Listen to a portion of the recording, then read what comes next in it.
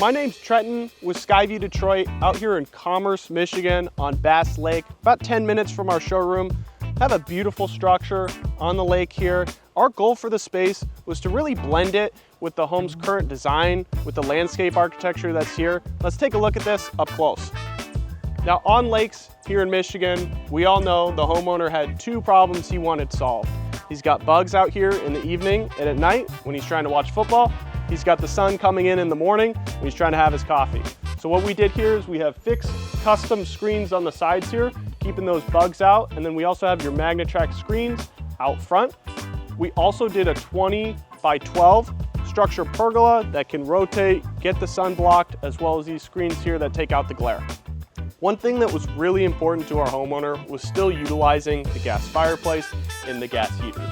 Because the StruXure Pergola and MagnaTrack screens still allow for ventilation, we were able to accomplish that.